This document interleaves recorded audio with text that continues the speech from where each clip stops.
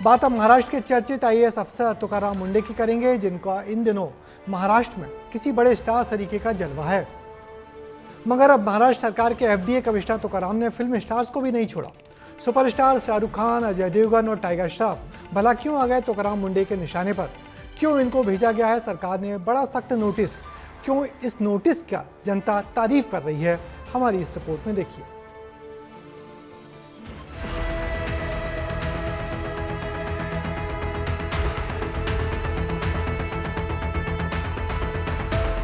ये ना तो कोई अभिनेता है और ना ही कोई राजनेता। नाम है तुकाराम मुंडे।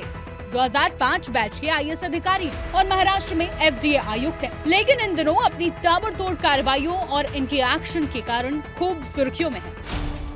यही वो शख्स हैं जिसने डोमिनोज के आउटलेट के लाइसेंस निलंबित कराए, महाराष्ट्र में ब्लिंकिट, जेप्टो के 12 वेयरहाउस के परमिट सस्पेंड कराए और पुणे में भी कार्रवाई की। लेकिन फिलहाल जिस कार्रवाई की सबसे ज्यादा चर्चा है वो है बॉलीवुड के 3 सितारों को कारण बताओ नोटिस जारी करने की। एफडीए ने शाहरुख खान, अजय देवगन और टाइगर श्रॉफ को कारण बताओ नोटिस जारी किया। वजह है विमल पान मसाले का विज्ञापन करना। एफडीए का आरोप है कि विमल इलायची के विज्ञापन के जरिए राज्य में प्रतिबंधित विमल पान मसाला का इनडायरेक्ट प्रचार किया जा रहा है। एफडीए ने 11 अगस्त को तीनों को नोटिस भेजा है और अब 15 दिन में जवाब मांगा है। दे रहा है, दुरुस्त है, हम काम कर रहे हैं, उसका इम्पैक्ट होना चाहिए।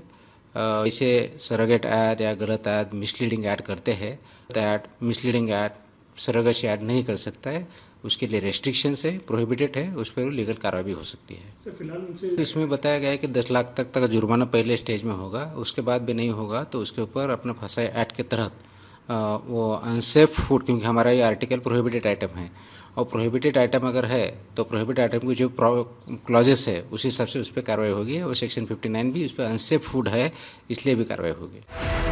नोटिस जारी होने के बाद अभिनेता मुकेश खन्ना ने भी एक्स पर पोस्ट कर लिखा कि शुक्र है देर सबेर एफडीए जागा।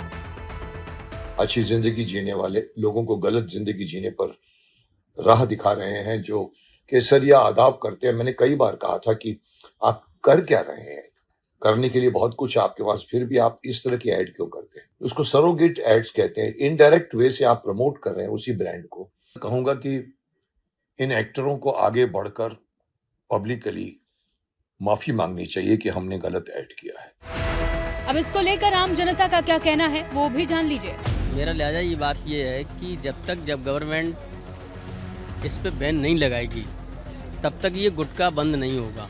एक्टर की गलती है, उनकी गलती। जो प्रचार क्यों कर रहा है? आप लोगों को लाखों करोड़ों लोग देखते हैं, आप मूवी बनाते हो, आपको पसंद करते हैं, आपकी मूवी देखने जाते हैं और आप गुटखे का प्रचार कर, गलत है। क्यों भाई? नशा जो होता है स्वास्थ्य के लिए जो है हानिकारक है, अनेकों प्रकार की बीमारियां उससे उत्पन्न होती हैं, मानसिकता जो है दुर्बल होती जाती है।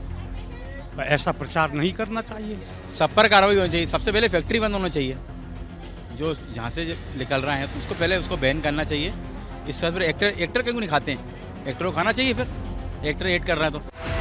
तुकाराम मुंडे की कार्रवाई का दायरा सिर्फ रेस्टोरेंट और फूड चेन तक सीमित नहीं है।